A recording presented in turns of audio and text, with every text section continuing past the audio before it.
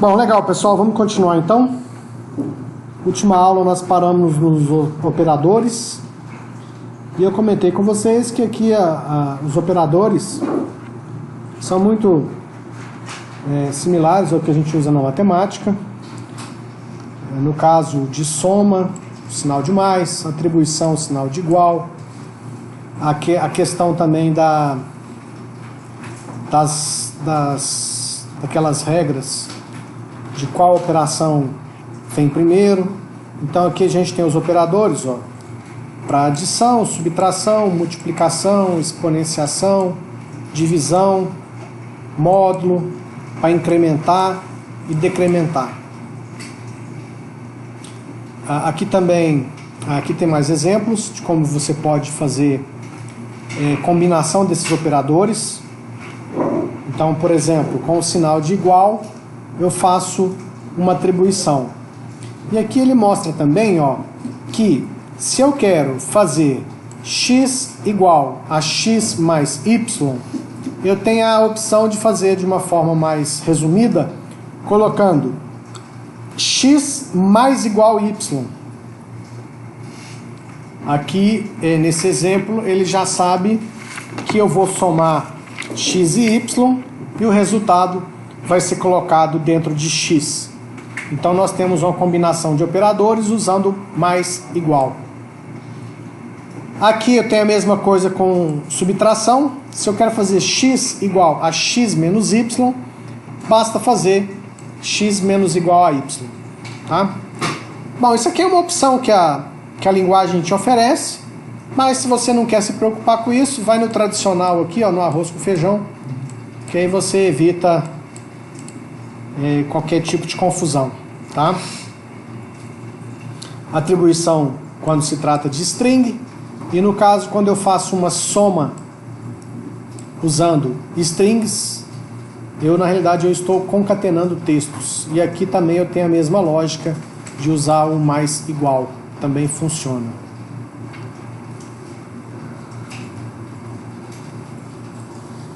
Agora operadores de comparação. Então se eu quero saber se alguma coisa é igual a outra, eu tenho que usar igual a igual. Diferente, eu posso usar esse não igual aqui, que é exclamação igual, mas eu tenho também, aqui não mostra, mas eu acho que funciona também o menor maior. Depois a gente pode fazer um teste, tá? Então maior, menor, maior igual, menor igual, beleza? Os operadores lógicos. Se eu quero saber se uma coisa é igual a outra e uma outra condição, eu uso 2E comercial. Se eu quero usar o OR ou OU, eu uso esses dois caracteres aqui. Aqui tem a tabela. Essa tabela aqui também, provavelmente, se vocês não estudaram, vocês vão estudar em algoritmos. Também é exatamente igual. As mesmas lógicas, as mesmas regras.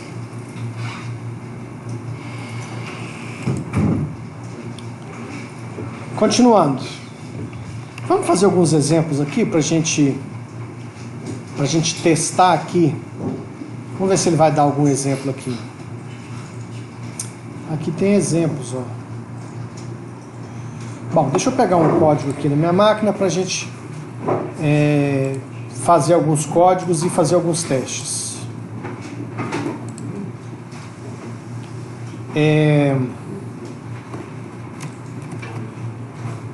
Vou fazer uma cópia aqui.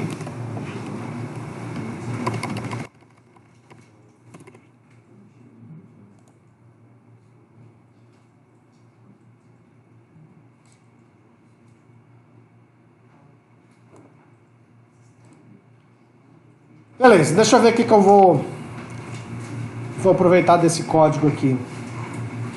Esse aqui foi aquele que a gente fez para mexer nas fontes. Vou manter esse script aqui,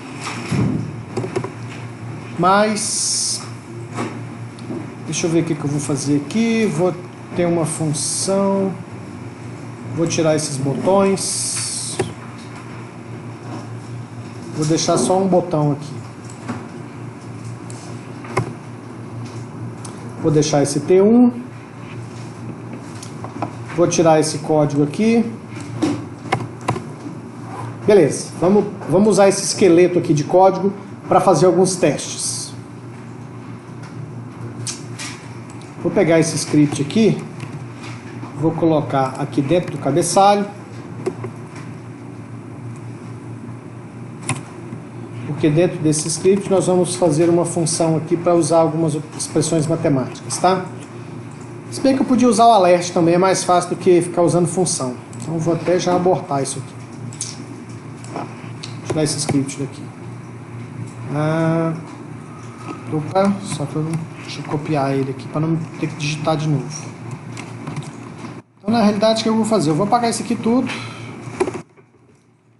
e vou dentro do script colocar os exemplos. Então vamos fazer um exemplo aqui, ó.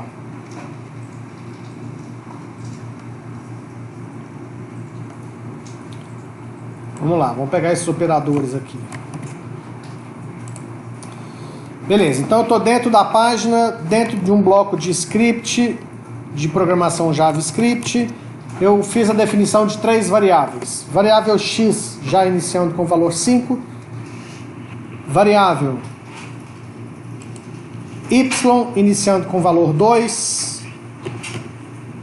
E variável z iniciando com o somatório de x mais y. Então, para mim ver o resultado aqui, ó, eu vou fazer o seguinte, ó, alert,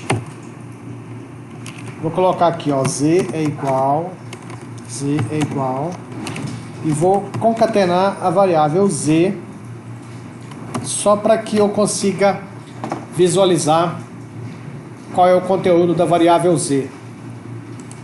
Então, vamos abrir isso aqui no browser. Ah lá, z igual a 7. Então se a gente conferir aqui, ó, o x vale 5, o y vale 2, 5 mais 2, 7. O resultado dessa expressão vai para dentro da variável z. E aqui no alert eu mando mostrar z igual a o conteúdo da variável z. Por isso que nós vimos lá o valor 7. Chique, não é, professor? Não. Fica à vontade aí, se quiser futucar. Pessoal, alguém viu um crachá do professor Willis na hora aí?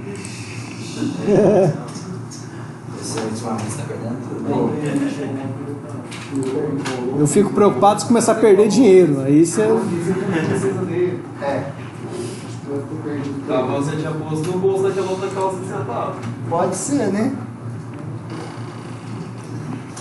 Bom, vou fazer uma subtração agora. Depois de mostrar o valor de z, eu vou fazer o seguinte. Eu vou novamente, aí eu não preciso usar mais o var, porque o var foi só na primeira definição da variável. Agora eu posso já trabalhar direto com a variável. Então agora a variável z, ela vai receber x menos y. Então 5 menos 2 tem que dar 3. E aí, novamente, eu mostro qual que é o conteúdo de z. Então, seguindo aqui o código, eu tenho, nesse primeiro momento, o z vale 7. Então, ele vai mostrar z igual a 7.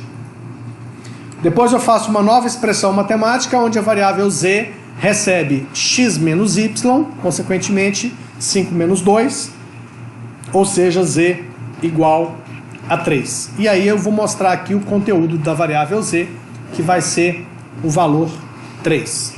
Salvou, atualizou a página, mostrou o z igual a 7, ok, mostrou o z igual a 3, ok, certo?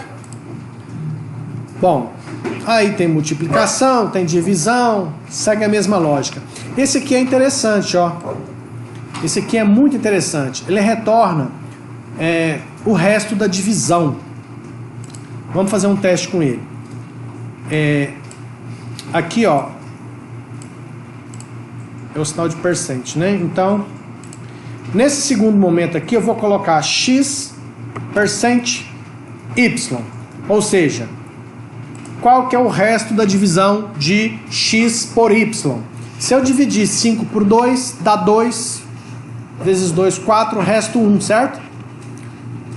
Tudo bem, né? Senão eu vou falar para tia Terezinha. Nossa senhora, tia Terezinha infarta. Bom, então aqui no caso, o resto da divisão vai ser 1. Então esse 1 vai para Z. Isso aqui é interessante, se eu falar para você, por exemplo, assim, ó, faça uma página, aliás, é um bom exercício para vocês fazerem, já anota aí. Depois que eu liberar, para que vocês passem o restante da tarde aí fazendo os exemplos, tenta implementar essa solução. Você cria lá num formulário onde o internauta vai digitar 2 números. Então você cria lá um form HTML, bota lá 2 campos input numéricos e o internauta vai digitar 2 números. Aí quando ele clicar num botão qualquer, você mostra o resto da divisão dos 2 números. Bom, então vamos lá. Aqui no caso é o Z. No segundo momento, ele vai mostrar o resto da divisão de 5 por 2. Então vamos atualizar aqui. O primeiro é o 7, que é aquele somatório. E no segundo momento, ó, 1, que é o resto da divisão. Isso aqui é interessante porque se eu te pedir um algoritmo, se você procurar na internet aí, lista de exercícios de algoritmos, é o tipo de exercício que vai aparecer em quase todas as escolas que ensinam esse tipo de conteúdo. Solicite ao usuário, sei lá, N números ou 10 números. Depois fale quantos pares ele digitou, quantos ímpares, a soma de todos, a média, etc. É exercício típico de algoritmo. Então, para você saber quantos pares e quantos ímpares ele digitou, uma das estratégias que você tem é pegar o resto da divisão por 2. Você pega o número que o cara digitou, se o resto da divisão por 2 for 0, é par. Se for diferente de 0, é ímpar. Então essa é uma boa estratégia para você separar números pares e ímpares, usando esse recurso de pegar o resto da divisão. Bom, vamos seguir aqui na...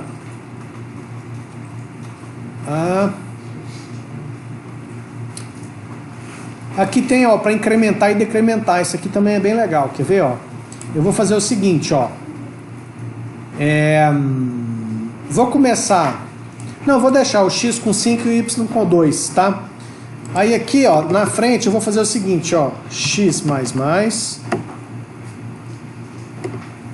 Y menos menos. E aí eu vou mostrar novamente. Só que agora eu vou mostrar x igual...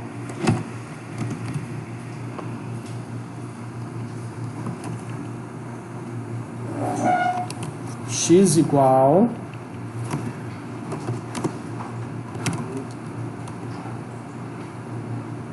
com ponto e vírgula só para separar aqui na hora de mostrar, não, vou pôr esse ponto e vírgula que não você vai fazer confusão.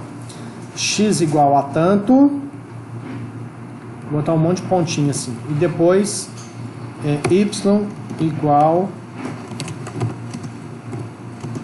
a um determinado valor. Bom, então lembre-se que o x começa com 5 e o y começa com 2. Em nenhum momento aqui eles são alterados, exceto aqui, onde o x é incrementado em 1 e o y é decrementado.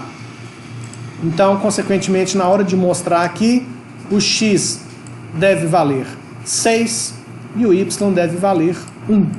Porque aqui eu somei 1 no x, que valia 5, então ele passa aqui, ele passa a valer 6. Aqui o y vai subtrair 1. Se ele valia 2, o y passa a valer 1. Então, vamos ver. Atualizando. 7, 1, agora vem lá, ó, x igual a 6 e o y igual a 1. Isso aqui é só um exemplo para te mostrar que se você quer subtrair 1 ou somar 1, você pode usar mais e menos menos. Isso aqui seria a mesma coisa de eu fazer x igual a x mais 1. Olha só, em vez de digitar tudo isso aqui, eu só coloco x mais mais. É mais prático, tá? Isso é bem coisa de programador preguiçoso. A gente adora... adora simplificação, né? Então, quanto mais simplificação, melhor. Beleza, então já testamos aqui esses operadores aqui. Isso aqui não adianta, isso aqui tem que pegar e fazer os testes aí, tá? Aqui, mais uma vez, a questão das precedências de operadores é igualzinho na matemática, tá? Igualzinho na matemática, então não vou nem gastar muito tempo aqui, porque vocês estão fazendo isso aí lá em matemática e em algoritmos também. Beleza, saindo aqui da parte de aritmética, vamos ver aqui o que vem de coisas aqui para frente. Aqui os operadores. Ok. Mais contas. Aqui é multiplicação e divisão, também não tem muita novidade, segue a mesma lógica. Os tipos de dados que eu posso ter em JavaScript. Então, olha só. Aqui eu tenho um tipo de dados numérico, string e objeto. Tá? A questão do objeto, eu não vou me preocupar muito em trabalhar com vocês a parte de objeto agora, porque seria interessante a gente fazer toda uma introdução primeiro na questão da programação orientada a objetos. Então nós temos uma disciplina no próximo semestre, que é a linguagem de programação 1, onde a gente vai estudar um pouquinho de Java orientado a objeto. Então lá a gente vai ter uma série de conceitos de orientação a objeto. Então aqui no nosso JavaScript a gente vai fazer bem um arrozinho com feijão. Não vamos nos preocupar muito com essa parte de objeto por enquanto não, tá? Em função da ausência desses conceitos que são importantes. Então basicamente a gente vai trabalhar com dois tipos, né? Que é o numérico e o string, tá? Aqui ele está mostrando vários exemplos. Eu já acabei fazendo alguns testes aqui, né? Ó. Aqui eu trabalho com números, mas aqui depois, ó, com essa concatenação aqui, eu transformo tudo em string para mostrar numa mensagem, num alert, né? Então aqui os tipos também são exemplos e mais exemplos, tá? Mas se eu tenho uma variável que ela é numérica, mas de repente eu faço uma operação de soma e coloco uma palavra entre aspas, ou seja, uma constante, automaticamente aquilo ali virou uma string, tá? É o que eu fiz lá no alert, lá no nosso código lá. Outro detalhe importante é, se você faz isso aqui, ó, criar uma variável x, simplesmente assim, ó, var x ponto vírgula. Como eu não atribuí nenhum valor inicial para essa variável, o JavaScript vai falar o seguinte, ó, essa variável aí, ela é indefinida. Eu não sei se ela é numérica ou se ela é string, então deixa ela como indefinida. Aí se você fizer uma atribuição, muda o tipo. Se eu fizer aqui x igual a 5, opa, x passou virou um número. E depois, se eu fizer x igual a John, pronto, deixou de ser numérico para ser string. Isso aqui, gente, é uma particularidade de algumas linguagens. Tem linguagens que não aceitam isso aqui de jeito nenhum. A Java é uma delas. Java, você falou que uma variável é numérica para sempre. Tá? Você pode até fazer processos de conversão, mas a variável ela não tem essa capacidade de mudar de tipo tão facilmente igual aqui no JavaScript. Aqui mais exemplos. Aqui, ó, ele está mostrando, isso aqui é importante. Ele está falando das variáveis do tipo string. Quando eu vou criar uma variável do tipo string, eu posso fazer basicamente de duas formas, ó. Vou criar aqui, ó. Deixa eu apagar um pouco de coisa aqui. Então, eu vou criar uma variável nome. E dentro dessa variável, eu vou colocar aqui, ó, André. Coloquei meu nome, pronto. Eu posso colocar entre aspas, ou eu posso colocar assim, ó, com apóstrofo. Tá? As duas são válidas. Quer ver, ó? Vou mostrar, vou apagar isso aqui. Vou apagar isso aqui. Só para mostrar para vocês que eu vou fazer o seguinte aqui, ó, vou colocar nome mais cidade. As duas formas irão funcionar. Ó, na hora que eu atualizar aqui, André Luiz Souza, pontinho, pontinho, pontinho, Uberaba. Se você olhar aqui no código, ó, André Luiz Souza está aqui e Uberaba está aqui. Ah, mas eu preciso colocar um texto e dentro do texto eu preciso colocar aspas. Então usa o apóstrofo para definir onde começa e termina a string.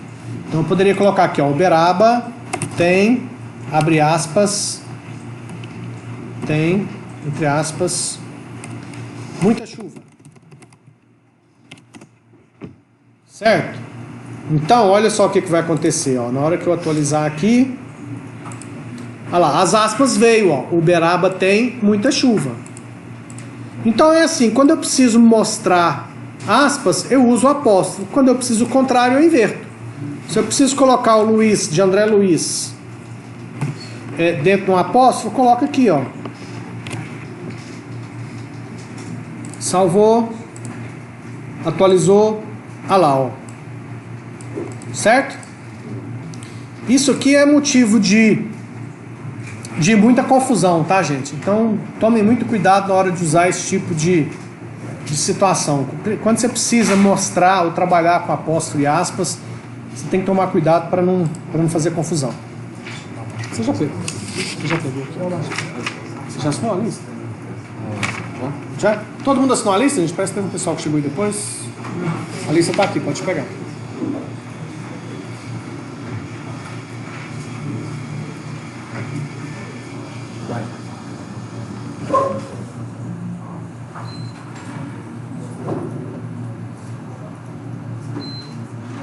Foi. Beleza, então vamos seguir.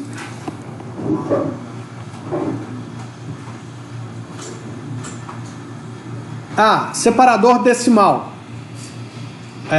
Aqui no JavaScript, o separador decimal é o ponto, tá? Não é a vírgula, não. Então, se eu quero fazer... vamos fazer um teste aqui, ó. Eu vou criar uma variável aqui. Variável x, que vai receber 5 dividido por 2. E aí depois eu vou mostrar aqui x... Vamos só mostrar o x, simplesmente. Pronto. Então vamos ver o que ele vai mostrar aqui. Olha lá, 2.5. Gente, uma coisa é como a linguagem de programação trata o separador decimal dentro das suas variáveis. Outra coisa é como que você pretende mostrar isso para o internauta. Certo? Então, na hora de fazer os cálculos matemáticos, eu tenho que me lembrar que o separador decimal é o ponto. Então, eu uso o ponto. Mas na hora de mostrar para o internauta, eu tenho ferramentas que me permitem mostrar do jeito que eu quiser. Com vírgula, tá? Então, a gente vai ver isso depois nos exemplos que a gente vai desenvolver aí ainda na disciplina. Lá, ok. Nossa, não sei se a gente já podia trabalhar com array.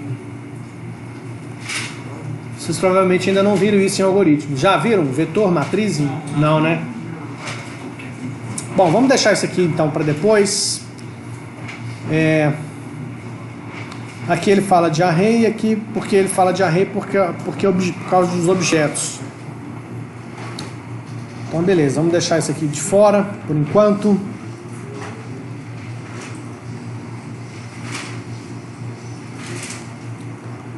Dados complexos, beleza, vamos passar adiante. O próximo item agora são as funções.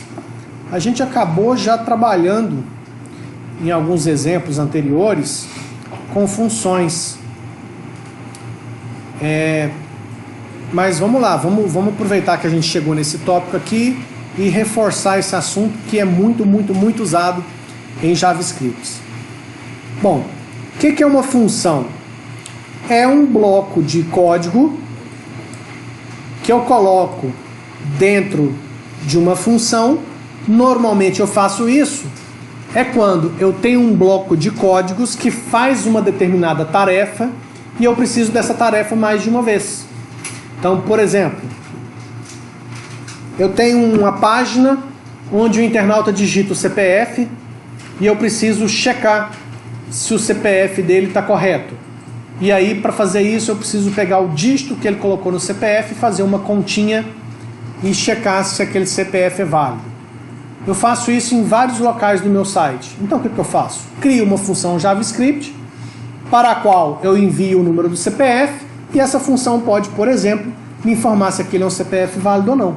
Como eu preciso disso em várias páginas do meu site, em vez de ficar repetindo esse código todas as vezes, a gente já viu isso, eu coloco essa função dentro de um arquivo JS e basta incluir esse arquivo em toda a página que eu precisar dessa funcionalidade. Então, só para ilustrar que uma função é um bloco de programa que faz uma tarefa que você precisa dessa tarefa em vários momentos. Certo? Você bota isso numa função porque sempre que você precisar, você faz a chamada dessa função. A estrutura da função é relativamente simples. Você coloca função, dá um nome para essa função. Se essa função necessita receber parâmetros, você coloca quantos parâmetros forem necessários separados por vírgula, fecha parênteses e aqui você começa, abre chave, fecha chave, colchete, sei lá como é que é o nome disso aqui. Eu sempre confundo, isso aqui é chave ou colchete, hein? Isso é chaves. Chaves. Então abre chaves, bota o código de programação que você precisa e fecha chave. Certo? Para chamar essa função, basta usar o nome dela. Então tá aqui o exemplo, ó. Chamando a função com esse nome, passa para a função 4,3. Aqui está a função, o 4 e o 3 vai chegar na variável, o 4 na variável A e o 3 na variável B. E depois essa função retorna um valor que foi calculado. Vamos fazer um teste aqui. Vamos aproveitar esse código aqui para a gente fazer um teste um pouco diferente aqui. Olha lá, vou fazer o seguinte, ó.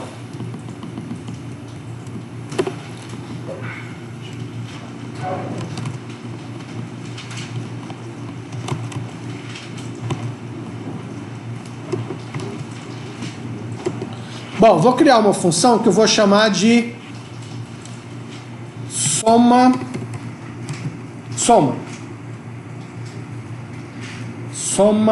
deixa eu ver. Soma números. Eu vou passar para essa função 4 números.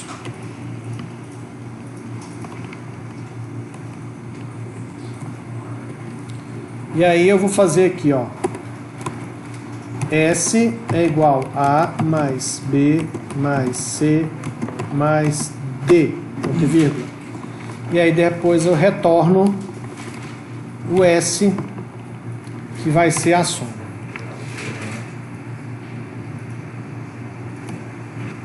Então, vou copiar isso aqui. Bom, ó, conferindo.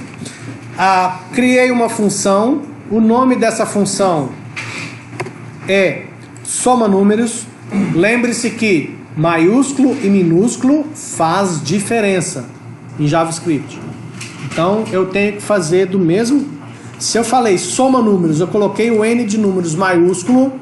Sempre que eu for usar o nome da função, eu tenho que usar do mesmo jeito que eu escrevi.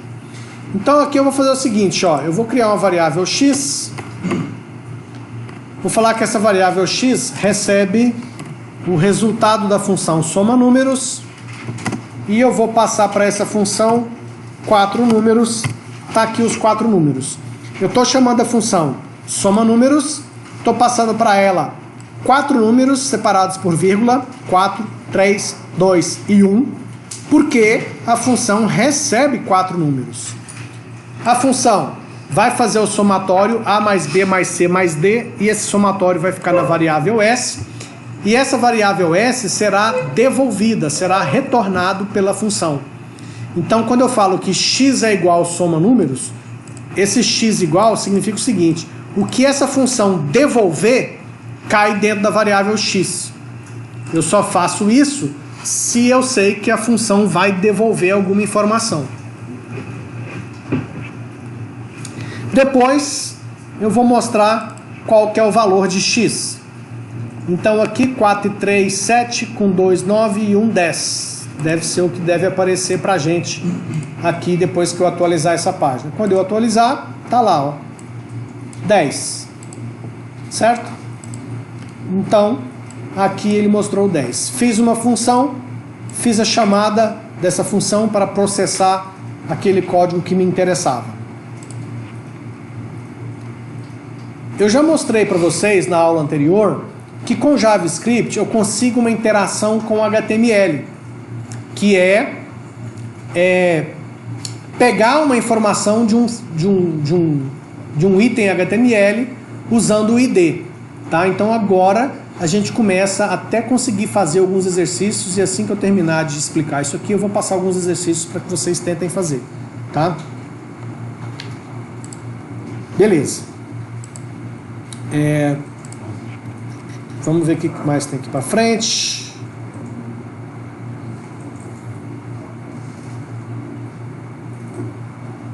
Aqui tem alguns exemplos.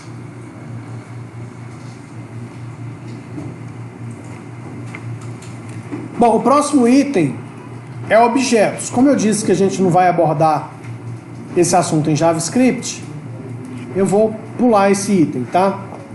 Vamos para eventos.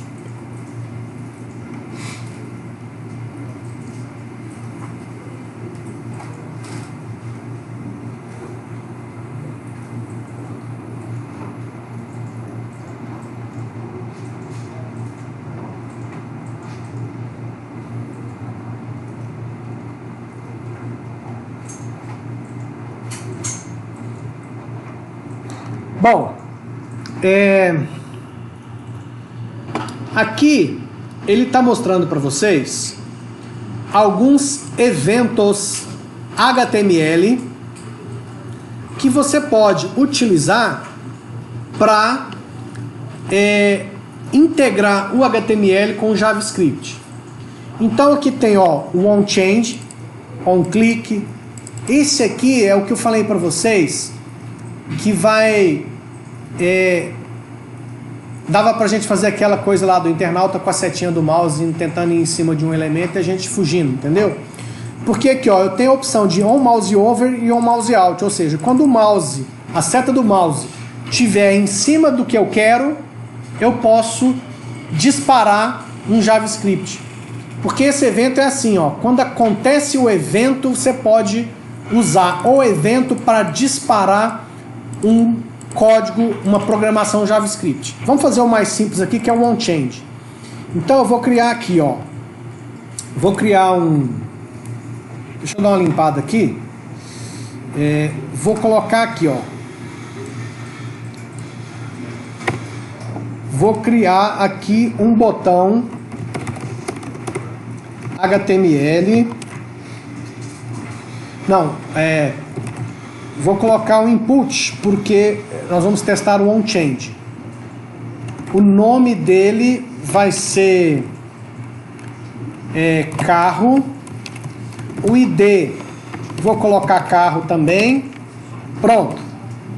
E vou colocar aqui um campo. Carro. 2 pontos. Isso. Bom, olha só. O que eu fiz aqui, Coloquei um campo na minha tela para o internauta preencher. Certo? Bom, o que isso tem a ver com esses eventos aqui? Eu posso colocar esses eventos para que, se o internauta fizer aquilo que está programado no evento, é um start para mim fazer alguma coisa. Por exemplo, onChange. Se o internauta alterar, então eu vou copiar isso aqui, Vou pôr aqui, Vou pôr esse onChange dentro do meu input. Então eu tenho aqui o input, esse cara aqui. Então eu vou botar aqui, onChange igual. O que significa isso? O browser, o navegador, vai entender que eu estou querendo o seguinte: se o internauta alterar o conteúdo desse cara aqui, eu vou disparar o que está aqui dentro. E aí, o que eu vou fazer? eu vou botar aqui a chamada da função soma números.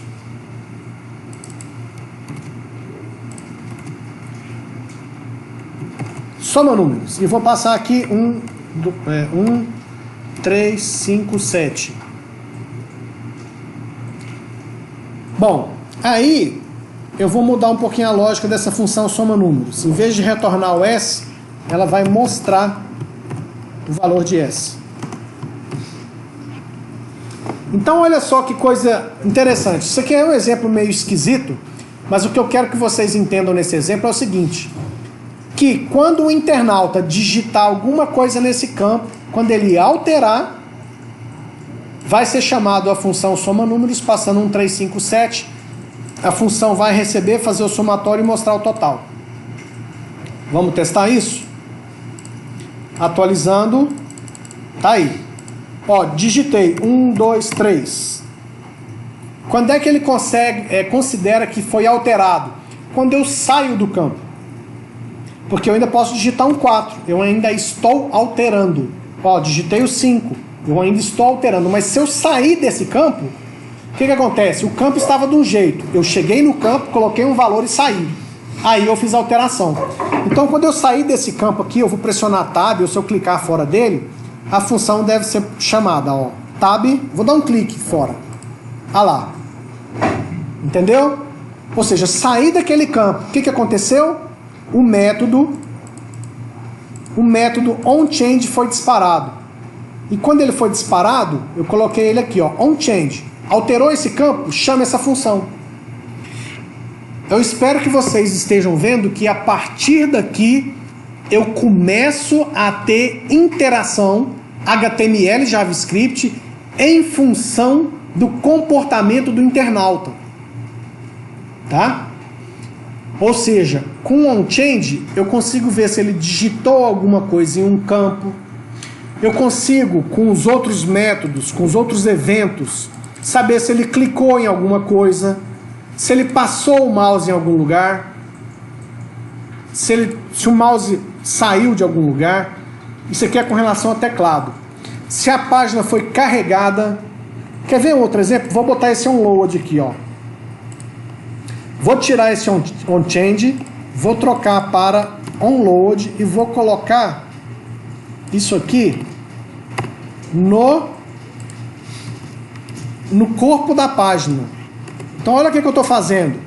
Quando a página for carregada, ele chama a função. Vamos ver se esse negócio vai funcionar. Atualizou. Ah lá. Carregou a página, chamou a função. Tá vendo? Deixa eu tirar isso daqui. Vamos fazer umas brincadeiras aqui com o mouse. Quer ver? Primeiro. Deixa eu ver aqui como é que nós vamos fazer para... tive uma ideia. Vamos fazer aquela brincadeira que eu queria fazer aquela hora. E eu falei para vocês que a gente ainda não tinha os conceitos necessários, mas agora a gente já tem.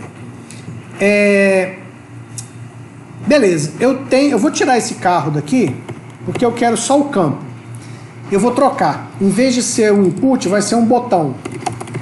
O botão funciona assim também, tá, gente? Além de ter a opção do próprio botão mesmo, tá? Só que eu tenho que colocar um value. Duvido clicar em mim. Vamos deixar o internauta bem doido. Vamos trocar isso aqui, né? Vamos chamar de B1. B1 de botão 1, tá? Vamos só testar para ver se está funcionando esse botão. Beleza. Tá aqui o botão. Só que eu quero colocar ele mais no meio da página. Então eu vou botar uns BR aqui só para ele dar uma descidinha, tá? Atualizou? Beleza. Aí o que eu vou fazer? Nesse botão eu vou colocar... Vamos lá ver os eventos que eu tenho. Eu tenho onMouseOver. O que é isso? É quando o internauta coloca o mouse em cima daquele item. Então, vou colocar aqui, ó, onMouseOver igual... Vou chamar uma função que eu vou chamar ela de foge. Foge. Pronto. Aí, vamos lá. eu tenho que fazer essa função foge. Eu não vou passar nada para essa função não. Essa função foge. Por enquanto não vai ter nada nessa função não, tá? Eu vou só fazer aqui vou só mostrar o número 1 dentro da função foge, só para...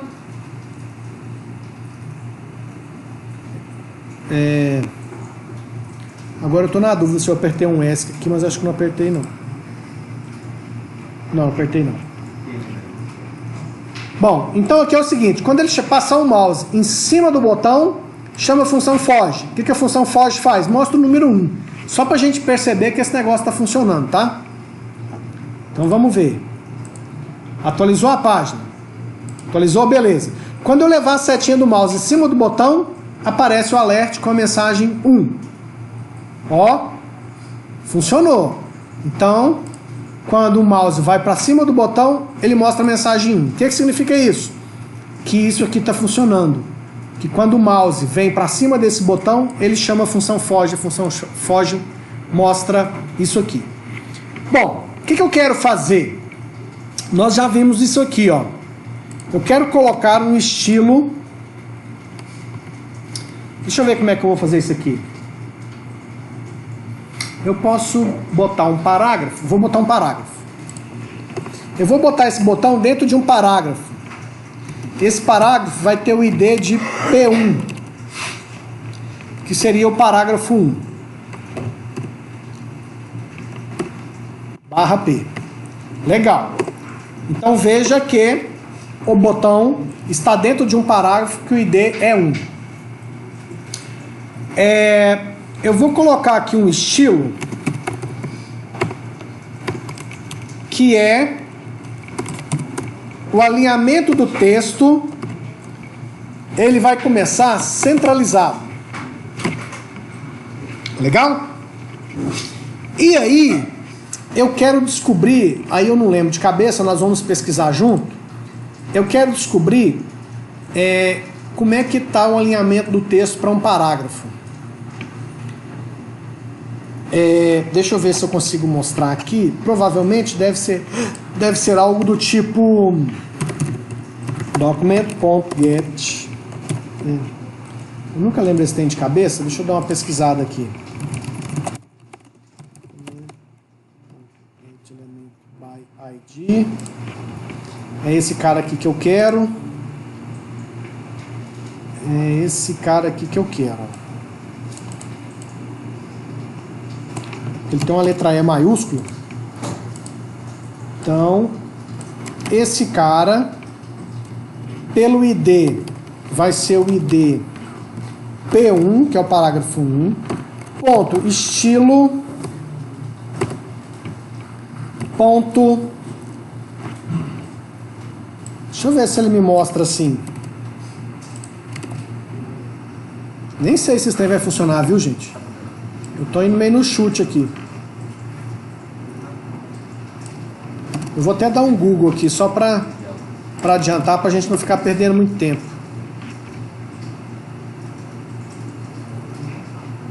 Não, aqui, ó, é esse cara aqui, ó. Não é aquele que eu tinha colocado aqui, não. Não é esse. É esse aqui. Bom, vamos lá. Deixa eu explicar aqui que loucura é essa que eu tô aprontando aqui. Eu criei um parágrafo. Esse parágrafo, o texto, o alinhamento do texto desse parágrafo é centralizado. Dentro desse parágrafo eu tenho um botão. Então, o que eu espero que aconteça? Que esse botão esteja centralizado na página. Vamos ver se confere? Ó, botão centralizado na página, certo? Legal. Quando o internauta colocar o mouse em cima desse botão, ele vai chamar a função foge. O que eu espero que a função foge faça? Me conte qual que é o alinhamento que está. Então deveria aparecer center. Vamos ver?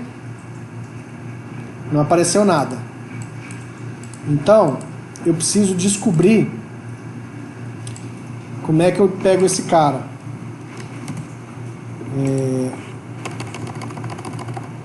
Deixa eu dar uma pesquisada aqui para descobrir. Get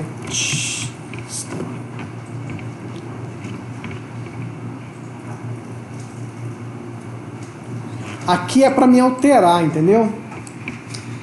Aqui é para alterar.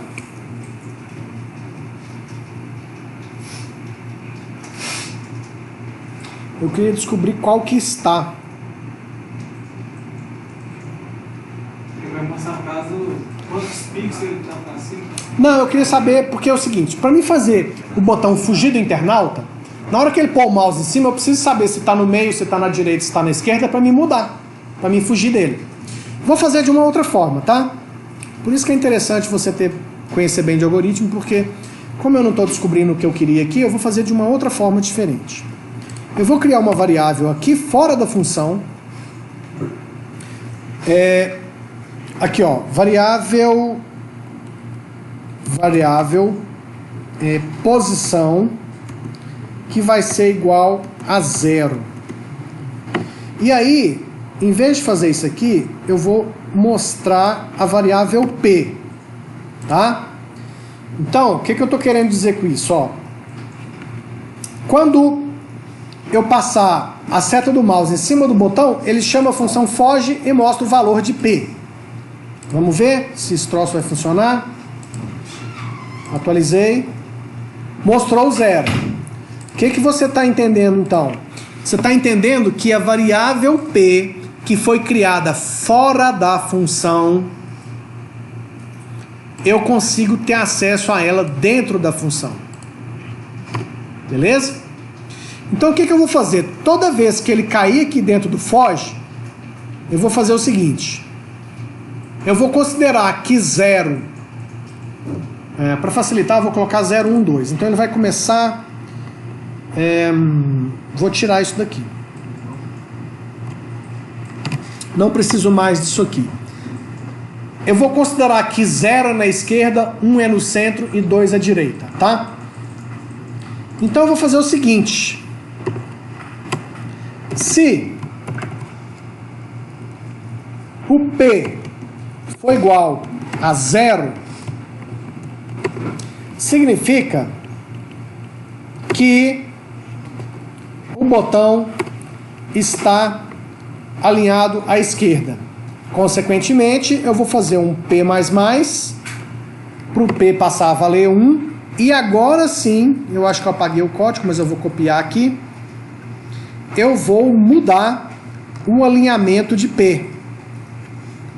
Com esse cara aqui, ó.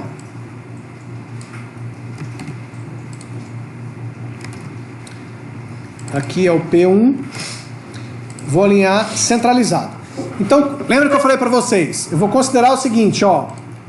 Que 0, esse botão tá aqui à esquerda. 1 é quando o botão tá no meio e 2 é quando tá à direita. Certo? Então, se o P é 0, aliás, eu posso tirar isso aqui. Deixa eu só corrigir isso aqui. Se o P é 0, eu centralizo o parágrafo, o texto dentro do parágrafo. Se não, se o P for 1, e aqui, ó, como eu centralizei, eu falo que P é igual a 1. Certo? Porque eu centralizei. Vamos repetir esse código aqui agora. Eu imagino que isso aqui esteja um pouco confuso, mas quando eu terminar e funcionar, eu explico tudo de novo, tá? Mas é porque eu estou construindo o algoritmo e explicando ao mesmo tempo. Mas depois que eu terminar e funcionar, a gente volta e repassa o algoritmo código por código, tá? Se o P estiver valendo 1, é porque o botão vai estar no meio da página. Então eu tenho que colocar à esquerda e colocar aqui valendo 2. E por fim, a última opção é que se o P estiver valendo 2, eu vou voltar ele, desculpa, aqui é direita, centro, direita, e se for 2, ele volta para a esquerda, e consequentemente, voltando para a esquerda, ele volta para 0.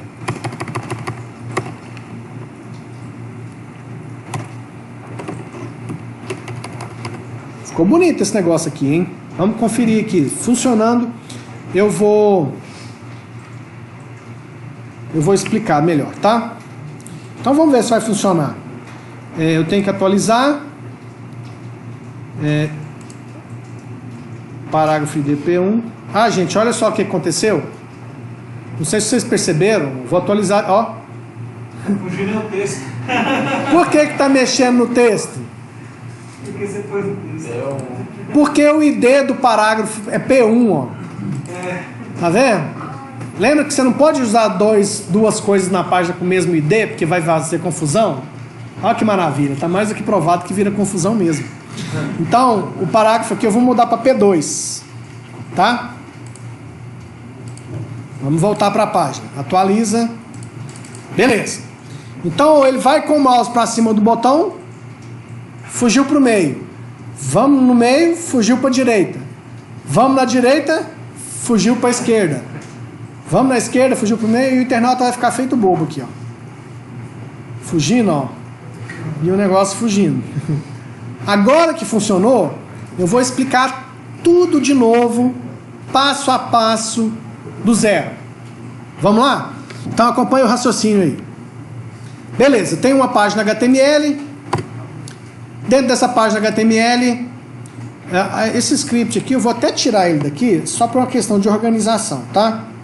Esse script aqui, vou colocar ele lá dentro do cabeçalho, tá? Então, beleza. Essa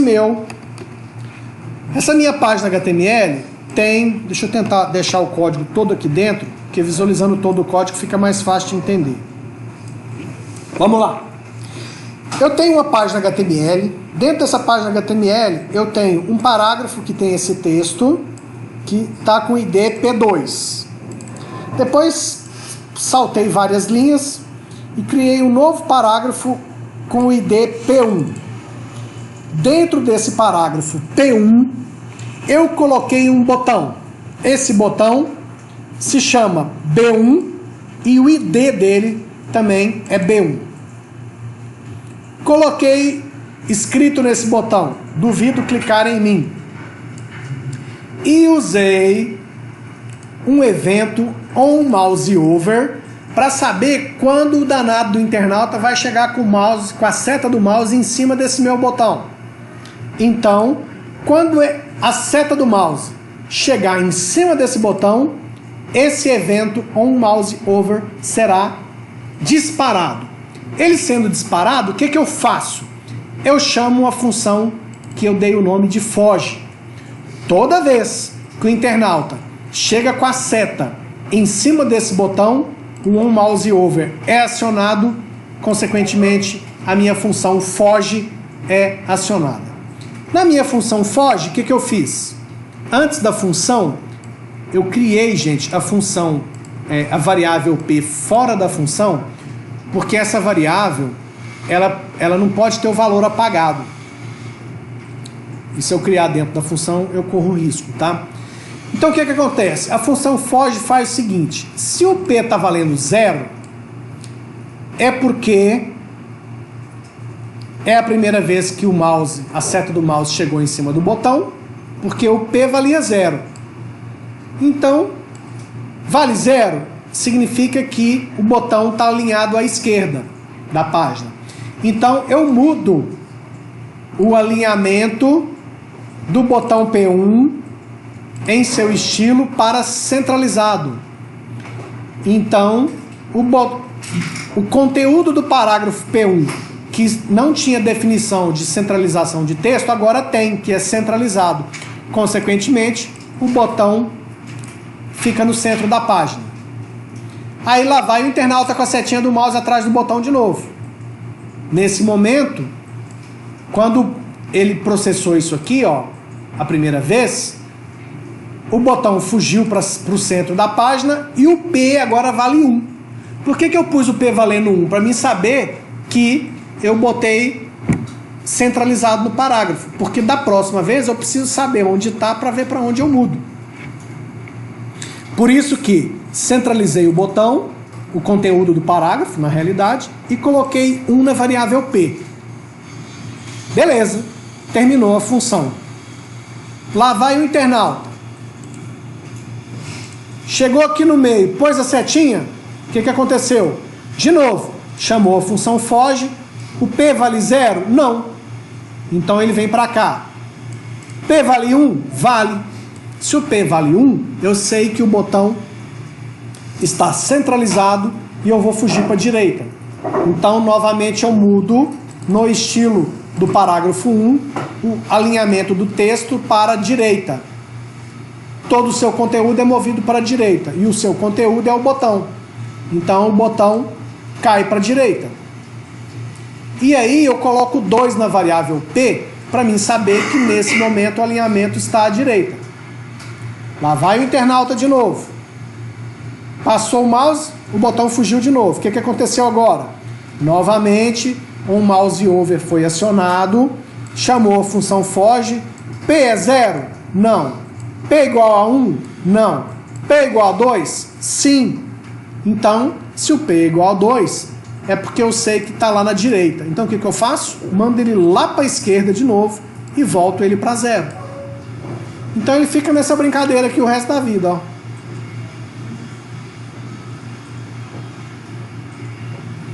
E pode tentar clicar, que você não vai dar conta de clicar, não. Ó. Não clica na arrastando? Hã? Clica arrastando. Não, porque Não adianta, não. assim que você chega perto do É. professor, ele foge. Ele foge. Tá vendo? Dá para fazer com o alinhamento do texto. Tem uma outra forma mais legal, que eu consigo fazer o posicionamento de um elemento na página com... eu já me expliquei isso para vocês em HTML. Em HTML e CSS a gente consegue definir, a gente consegue usando o float, colocar o elemento para flutuar na página. A gente pode flutuar à direita, flutuar à esquerda, e eu posso jogar ele para qualquer canto da página, né? A gente vai ver mais para frente que eu consigo também em JavaScript saber a posição do mouse na página. Esse é mais divertido. Mais divertido porque se eu consigo em tempo real saber qual a posição XY do mouse na tela, eu consigo colocar o botão ou um outro objeto qualquer correndo na frente do mouse ou atrás do mouse, tá? Porque o que eu faço? À medida que ele mexe com o mouse, eu posso ir reposicionando o botão alguns pixels atrás do mouse. Esse é um outro brinquedo divertido para a gente fazer na próxima aula, por exemplo, tá? Bom, beleza, isso aqui era só para... Eu lembrei que eu tinha comentado isso aqui com vocês. Então, é um exemplo para mostrar para vocês, ó, que eu posso, a partir de alguma coisa que o internauta está fazendo, eu posso disparar um código de programação. Então, eu posso disparar quando ele coloca o mouse em cima, ou quando ele tira o mouse de cima. Esse mouse alt, eu acho que eles usam muito naquelas páginas que quando você vai sair da página, porque você já está saindo. É esse mesmo, né? Já tá Tá, não, mas não é um mouse alt, não. É tipo essa função que eles usam. Eu sei qual que você está falando. Você manda fechar a página, Você tira a aba. do site e ele já está saindo. Parece um pop-up. Exatamente. Pode ser. Quer ver? Uma das opções que você tem é como eu consigo. Se bem que é difícil, porque ele sabe que eu estou saindo com o mouse aqui para cima, né? Então, uma opção mais complexa que eu tenho é de quando eu percebo que o ponto XY do mouse está saindo de dentro do campo da página. Mas do mesmo jeito que tem esse onload, eu acho que tem um outro método que ele está fechando a página. Eu consigo saber se ele está fechando a página. É mais fácil ainda do que esse, tá? Então é semelhante. É semelhante.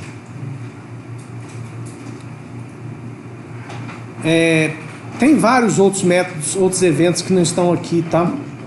A gente vai ver na sequência. Mas a lógica é essa sim, ou seja, eu estou descobrindo que o internauta tá indo embora. Falei, vem cá, eu vou te dar mais 20% de desconto para você comprar. Normalmente não resolve, né? Alguém já foi pego por uma situação dessa e voltou? Não. Dá raiva, né? Aí que eu fecho aquele trem com mais raiva ainda. Bom, beleza. Então, aqui tem alguns exemplos de recursos para identificar o que o internauta está fazendo e a partir de alguma coisa você pode tomar alguma ação e tentar fazer algum procedimento, tá? Beleza, vamos adiante. Aqui alguns exercíciozinhos, vamos para os próximos. Aqui as strings, a gente também já fez isso aqui, não tem nenhuma novidade.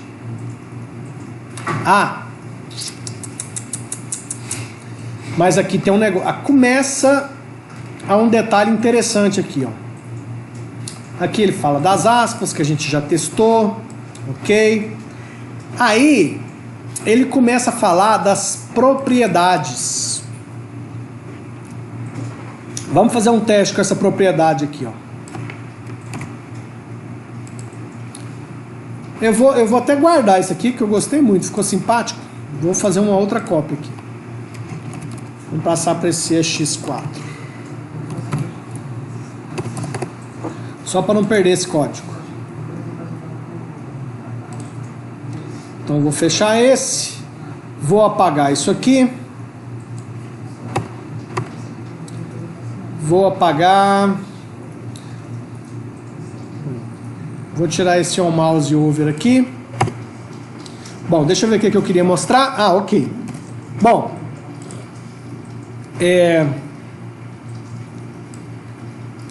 O que eu quero mostrar para vocês é o seguinte.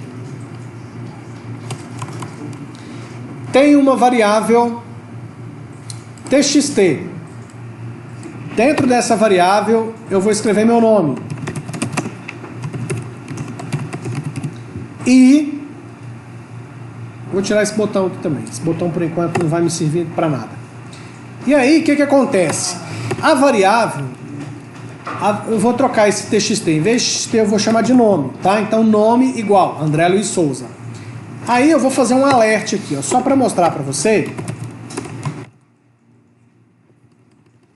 que a string ela tem uma propriedade, que é essa propriedade aqui, ó. Essa propriedade me dá o tamanho da string. Então, vamos contar aqui. 1, 2, 3, 4, 5, 6, 7, 8, 9, 10, 11, 12, 13, 14, 15, 16. 16. Então, o conteúdo da variável nome tem o tamanho 16. Então, o que vai acontecer? Essa propriedade da variável nome vai me dar o tamanho do conteúdo dessa variável. Então, quando eu carregar essa página, ele deve mostrar 16. Será? Vamos ver. Ah lá, 16. Certo? Então percebam que a propriedade length me dá o tamanho da string. Então, se eu tenho uma variável que tem um conteúdo string, se eu usar a variável ponto esta propriedade, eu tenho uma informação. Outro tipo de exercício que isso aqui pode ser interessante. Eu peço para você fazer uma página HTML onde você vai colocar 10 campos para o internauta digitar 10 nomes. Certo?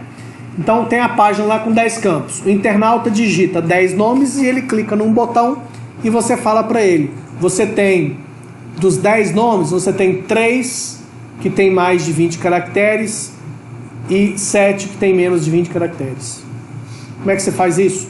Você confere campo a campo o tamanho e vai contando quantos tem mais ou menos de um determinado valor. Vamos seguir.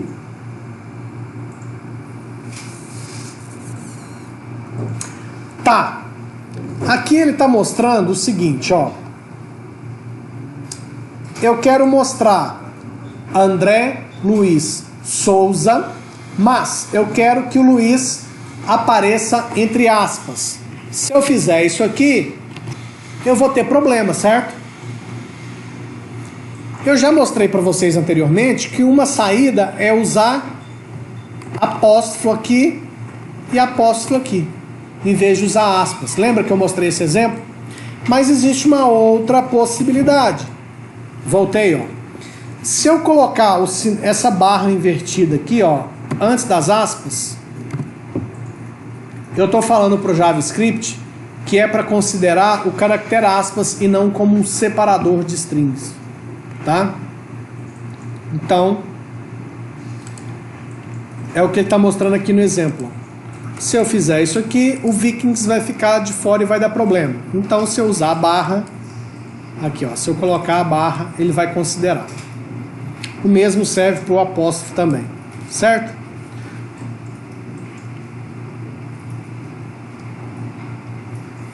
Aí ele está explicando aqui o que significa o barra B, barra F, barra N, barra R, barra T, barra V.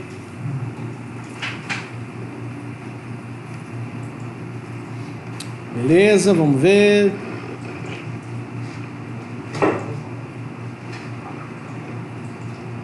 Nada de novidade, isso aqui nada de novidade, nada de especial, beleza, terminou o string.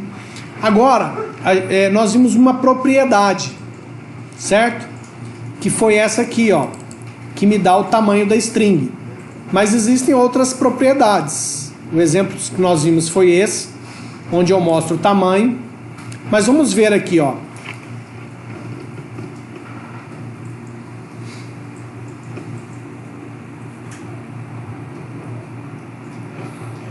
Eu vou encerrar a aula de hoje explicando aqui para vocês. Deixa eu ver aqui, tem coisa pra caramba aqui, né? Muito. Mas eu vou fazer o seguinte. Eu vou mostrar só esse primeiro aqui, porque na próxima aula a gente volta e continua a partir daqui. Mas eu quero mostrar para vocês. Vai ser um exercício bem difícil para vocês quebrarem a cabeça, hein? Não sei se todos vão conseguir, não. Mas olha só. Eu tenho... agora,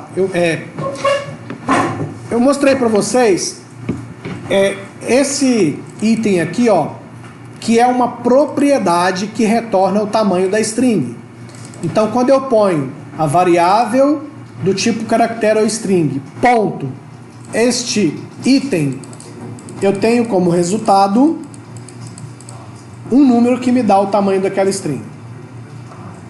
Bom, mas além de propriedades para string, eu também tenho métodos. Como é que eu sei o que é propriedade e o que é método? Propriedade é uma palavra sem parênteses. Método é uma palavra que tem parênteses. Essa é uma forma interessante de você entender a diferença de um e de outro. Esse método indexOf, ele me dá onde está uma parte dentro da string. Deixa eu te mostrar aqui, ó. Eu vou usar esse exemplo aqui, ó. Eu tenho o meu nome, André Luiz Souza, dentro da string nome, certo? Então eu vou fazer o seguinte, eu vou usar esse indexOf para mostrar onde é que está o Luiz dentro do nome. E vamos ver aqui. Primeiro eu vou testar e depois eu vou explicar novamente. Então eu vou carregar a página. Erro.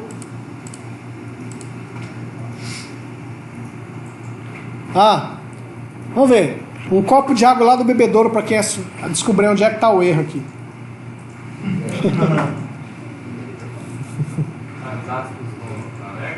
Não, as aspas estão certas.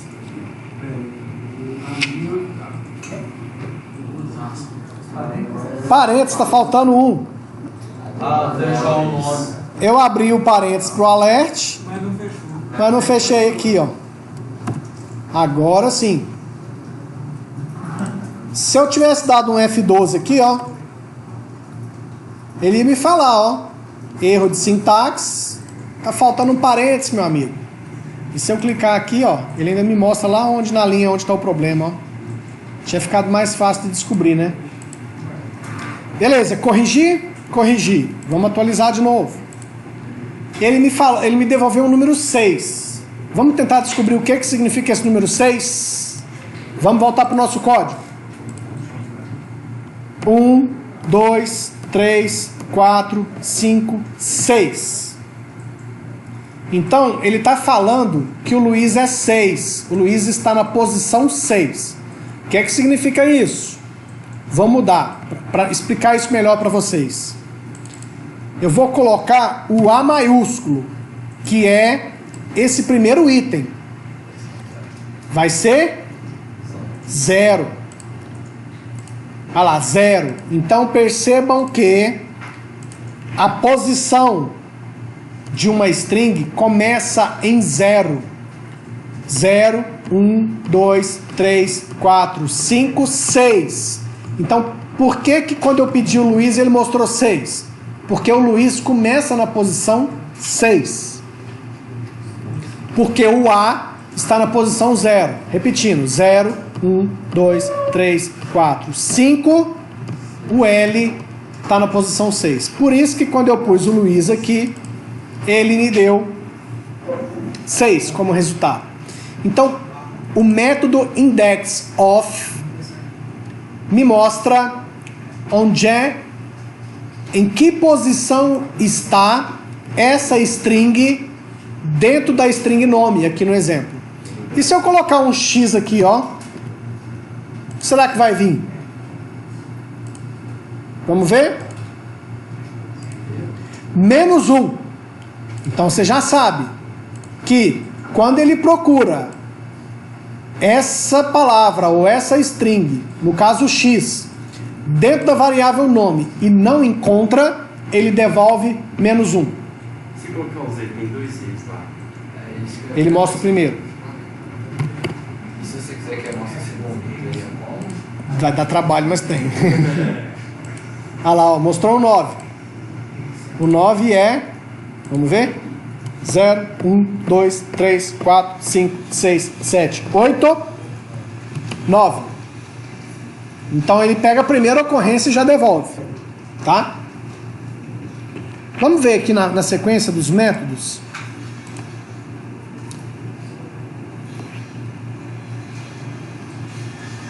Sua pergunta está no próximo item aqui, ó. Aqui, ó. Eu tenho aqui e tenho aqui. Certo? Então aqui ele está mostrando. Ele mostra o primeiro, mas aí tem o last. Vai mostrar o último. Mas e se tiver mais de um? Aqui tem um aqui, tem um aqui. Vamos usar esse last aqui?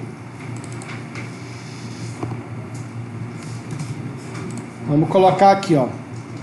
Vou colocar mais, só para separar, tá? Vou colocar um monte de underline aqui, só para ficar com... E aí eu vou colocar nome ponto last index of e o mesmo Z aqui, ó.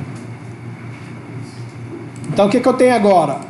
A primeira ocorrência do Z e a última ocorrência do Z. Vamos ver. A primeira no 9 e a última no 14. Então esse aqui certamente deve estar no 14. Vamos conferir? 0, 1, 2, 3, 4, 5, 6, 7, 8, 9, 10, 11, 12, 13, 14. Certo? Então eu posso pegar a primeira ocorrência ou a última ocorrência. Vamos ver o que mais que tem aqui. Aqui ele está falando que retorna menos 1, nós já fizemos o teste, né? Se não encontrar é menos 1. Aqui, ó. Olha o exemplo. Ele botou o que ele quer procurar e botou um 15 aqui, ó.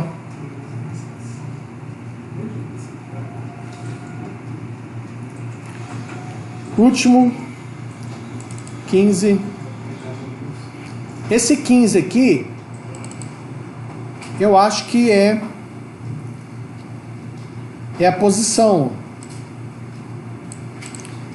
Vai procurar a partir daquela posição. Tá vendo? Então o que ele faz?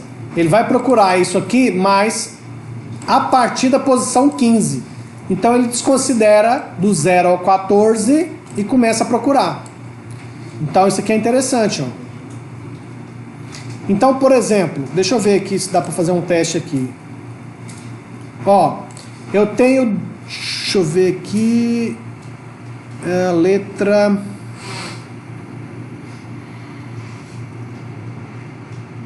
letra E, letra N, não, letra D.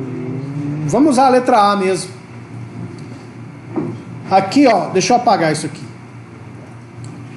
Vamos recapitular. Bom, eu vou colocar tudo minúsculo porque eu tenho quase certeza que ele difere. Maiúsculo e minúsculo é diferente, tá? Então eu vou colocar a letra A. Então lembra o que ele vai me devolver? 0, não é isso? Então vamos conferir. Tá lá, 0.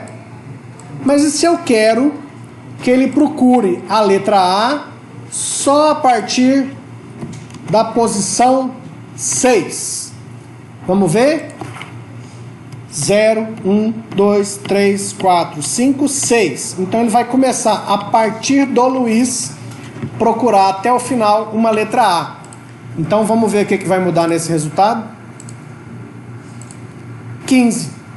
Ou seja, partindo da posição 6 até o final, ele achou a primeira letra A na posição 15.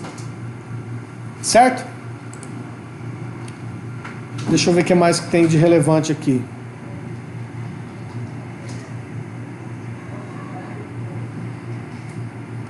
Bom, eu vou fazer o seguinte, eu vou encerrar por aqui.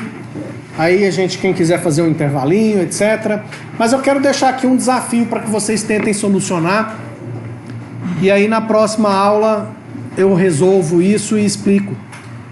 Eu quero que vocês façam uma página onde o internauta digita uma palavra, um nome ou uma frase, e quando ele clicar num botão qualquer, você vai mostrar uma mensagem falando quantas vogais tem no que ele digitou.